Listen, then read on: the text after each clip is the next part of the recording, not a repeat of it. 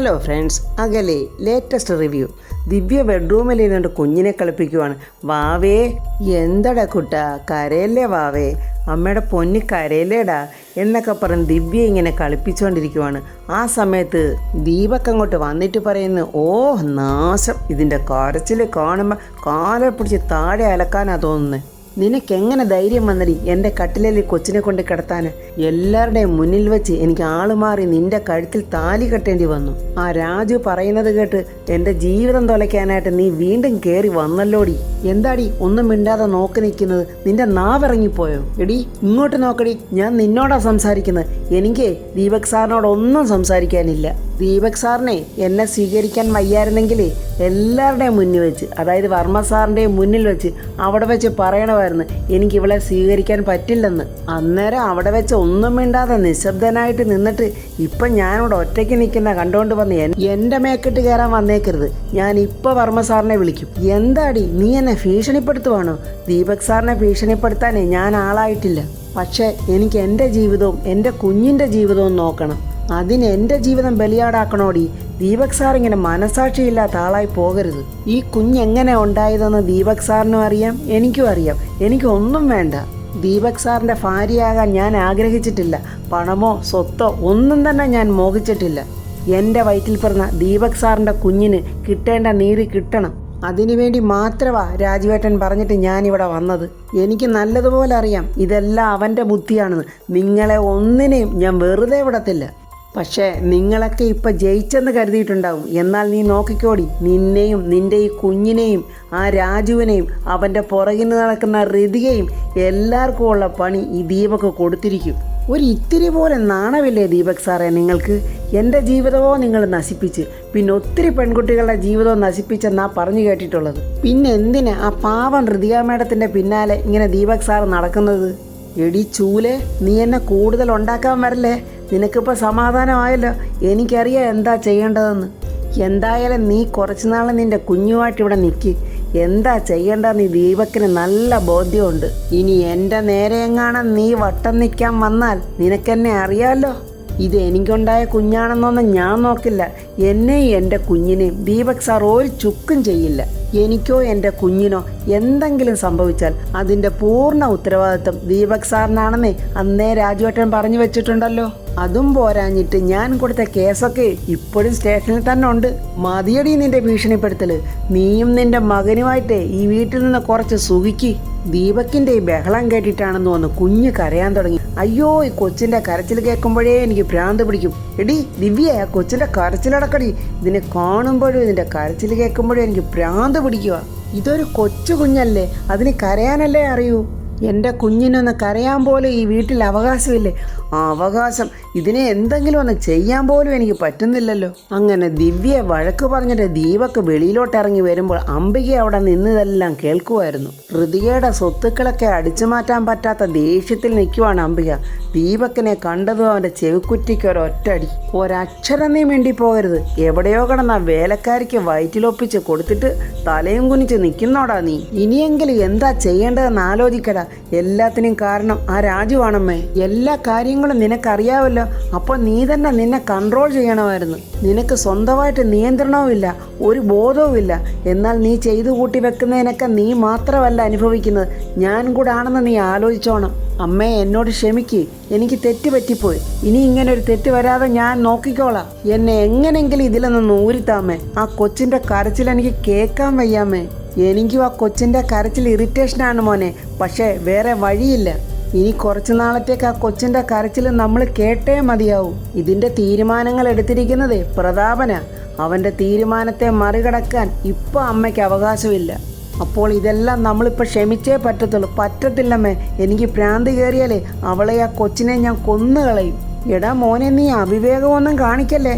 നിന്നോട് പലപ്പോഴായിട്ട് ഞാൻ പറഞ്ഞിട്ടുണ്ട്, എടുത്തുചാട്ടം ഒന്നിനും ഒരു പരിഹാരമാവില്ലെന്ന്. അമ്മേ, സോറി അമ്മേ. ഞാൻ കാരണം ഋതിയെ എൻ്റെ കയ്യിൽ നിന്നും നഴുകിപ്പോയി. നമ്മുടെ പ്ലാൻ ഒന്നും സക്സസ് ആയതുമില്ല. ഇനിയും എനിക്ക് അവസരം ഉണ്ടാവും. അവളെ എനിക്ക് വേണം അമ്മേ. ആ ഋതികയെ എനിക്ക് വേണം. സ്വത്തിന് വേണ്ടി മാത്രമല്ലമ്മേ, ഇതിപ്പോഴെൻ്റെ വാശി കൂടെയാ. അതിനുള്ള വഴികളൊക്കെ നമുക്കുണ്ടാക്കാം മോനെ. നീ ഇപ്പോഴൊന്ന് സമാധാനപ്പെടും. ഇല്ലമ്മേ, എൻ്റെ സമാധാനം എല്ലാം പോയി. രാജുവിനാണെങ്കിൽ ഉറങ്ങാൻ കിടന്നിട്ട് ഉറക്കവേ വരുന്നില്ല. അവൻ ഋതിക മേഡത്തെക്കുറിച്ച് തന്നെ ചിന്തിക്കുവാണ്. അന്ന് ഹൽദി നടന്നപ്പോൾ രാജു ഋതികയുടെ മുഖത്ത് മഞ്ഞളും ചന്ദനവും പൂശുമ്പോൾ കണ്ണുനീരോടെ നിറകണ്ണുകളോടെ ദയനീയമായിട്ട് ഋതിക രാജുവിനെ നോക്കിയതോർത്തിട്ട് രാജുവിന് സങ്കടം സഹിക്കാൻ പറ്റുന്നില്ല. അച്ഛൻ പറഞ്ഞതും രാജു ആ സമയത്ത് ഓർക്കുവാണ്. ഋതിക മേഡത്തിൻ്റെ വിവാഹം മുടങ്ങിയപ്പോൾ എവിടുന്നാ വന്നേ ഒരുത്തനുമായിട്ട് ആ കൊച്ചിൻ്റെ വിവാഹം വർമ്മ സാർ ഉറപ്പിക്കുന്നു. ആ കൊച്ചിനോടൊരു വാക്കുപോലും ചോദിച്ചിട്ടില്ല. എന്തിനാടാ എല്ലാവരും കൂടെ ചേർന്ന് ആ പാവം കൊച്ചിനെ ഇങ്ങനെ ഉപദ്രവിക്കുന്നത്? അതുപോലെ തന്നെ ജയനും രാജുവിനോട് പറഞ്ഞു, ഒരു കുടക്കീഴിൽ എന്ന പോലെ ഭാര്യ ഭർത്താക്കന്മാരെ പോലെ അളിയനും ഋതിക മേഡവും ഇവിടെ താമസിച്ചിരുന്നവരാ. എൻ്റെ അളിയൻ്റെ മനസ്സിൽ ഋതിക മേഡത്തിനോട് അല്പം പോലും സ്നേഹമില്ലെന്ന് ആരും വിശ്വസിക്കത്തില്ല.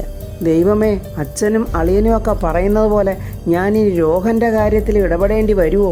കാഴ്ചയിലും സംസാരത്തിലുമൊക്കെ രോഹൻ വളരെ നല്ലവനായിട്ടാണ് എനിക്ക് തോന്നിയത്. ഇനി അതിൻ്റെ വിപരീതമായിട്ടായിരിക്കുമോ രോഹൻ്റെ സ്വഭാവം? ദീപക്കിൽ നിന്നും ഋതിക മേഡം തൽക്കാലം രക്ഷപ്പെട്ടു. പക്ഷേ രോഹനോ? രാജു, നിന്നെ ഞാൻ ഒരുപാട് മിസ് ചെയ്തു രാജു എന്നും പറഞ്ഞ് ഋതിക രാജുവിനെ കെട്ടിപ്പിടിച്ച് അവൻ്റെ മാറിലോട്ട് ചേർന്ന് കിടന്ന് കരഞ്ഞതൊക്കെ രാജുവിൻ്റെ ചിന്തയിലോട്ട് ഓടിയെത്തുകയാണ്.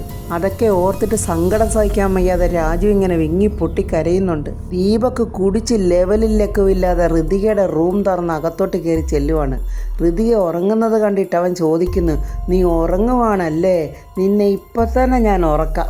എല്ലാം ഒപ്പിച്ച് വെച്ചിട്ട് അവൾ ഒന്നും അറിയാത്തവളെ പോലെ കിടന്ന് ഉറങ്ങുന്നു. ഇടി എഴുന്നേക്കടി, എഴുന്നേക്കാനാ പറഞ്ഞത്. ഉറക്കത്തിൽ നിന്ന് ചാടി എഴുന്നേറ്റ് ഋതിക ദീപക്കനെ കണ്ടങ്ങ് പേടിച്ചു പോയി. നീ എന്തിനാ എൻ്റെ റൂമിൽ വന്നത്?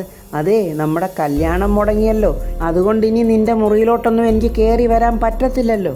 അത് ഞാനങ്ങ് മറന്നുപോയി, മനഃപൂർവ്വം ഞാനതങ്ങ് മറന്നതാ. ഇടാ ദീപക്കെ, നീ മദ്യപിച്ചിട്ടുണ്ട്? ഉണ്ടടി, വയറ് നിറയെ ഞാൻ മദ്യപിച്ചിട്ടുണ്ട്. ഞാൻ ഫുൾ ഫിറ്റിലാണ് വന്നിരിക്കുന്നത്. ദീപക്കെ, മര്യാദയ്ക്ക് നീ ഇപ്പം എൻ്റെ മുറിയിൽ നിന്ന് ഇറങ്ങിപ്പോ. ഇല്ലെങ്കിലോ ഞാനിപ്പോൾ അച്ഛനെ വിളിച്ചു വരുത്തും. പിന്നെ നിൻ്റെ അച്ഛൻ എന്നെ അങ്ങ് മൂക്കി വലിച്ചു കയറ്റും. നീ കുറേ നാളുകൊണ്ട് നിൻ്റെ അച്ഛൻ്റെ പേരും പറഞ്ഞ് എന്നെ വരട്ടുന്നല്ലോ. എനിക്ക് അയാളെ ഒരു പേടിയില്ലടി. അയാളെ വെറും ഓലപ്പാമ്പാ. മര്യാദയ്ക്ക് സംസാരിക്കണം. നീ ഇറങ്ങിപ്പോകാനാ ഇവിടുന്ന്. ഈ ദീപക്ക് എന്തിനാണോ വന്നത് അത് സാധിച്ചിട്ടേ പോകൂ. നിന്നെ ഞാനങ്ങനെ വെറുതെ വിടാൻ ഉദ്ദേശിച്ചിട്ടില്ല എന്നും പറഞ്ഞ് അവൻ ഋതിയെ കയറി പിടിക്കുവാണ്. നീയും നിൻ്റെ ആ മറ്റേവനും കൂടെ ചേർന്ന് എല്ലാവരുടെയും മുന്നിൽ വെച്ച് ആ വേലക്കാരുടെ കഴുത്തിൽ താലി കെട്ടിച്ചില്ലേടി. എടാ, അവളുടെ മുഖം മറച്ചല്ല, അവളുടെ മുഖം നാലാളുടെ മുന്നിൽ കാണിച്ചിട്ട് നിന്നെ കൊണ്ട് താലി കെട്ടിപ്പിക്കണമെന്നായിരുന്നു എൻ്റെ ആഗ്രഹം. നീ അവളുടെ വയറ്റിലൊരു കുഞ്ഞിനെ കൊടുത്തിട്ടുണ്ടെങ്കിൽ ആ കുഞ്ഞിനെയും അവളെയും ആയുഷ്കാലം മുഴുക്ക സംരക്ഷിക്കേണ്ട ചുമതല നിനക്കുള്ളത്. എനിക്കറിയാം, ഇതെനിക്ക് നല്ലതുപോലെ അറിയാം. ഇതറിഞ്ഞതുകൊണ്ടാണല്ലോ ഞാനിപ്പോൾ ഇങ്ങോട്ട് വന്നത്. ഒരു പെണ്ണിനൊരു കുഞ്ഞ് നൽകിയാൽ ആ കുഞ്ഞിനെ ജനിപ്പിച്ചവന് ആ കുഞ്ഞിനെ നോക്കേണ്ട ഉത്തരവാദിത്വം ഉള്ളത് തന്നെയാണ്. അതുകൊണ്ട് ഞാനൊരു തീരുമാനം എടുത്തിട്ടുണ്ട്. എനിക്കൊരു കുഞ്ഞും കൂടെ വേണം. ദിവ്യയുടെ വയറ്റിലല്ല, നിൻ്റെ വയറ്റിൽ.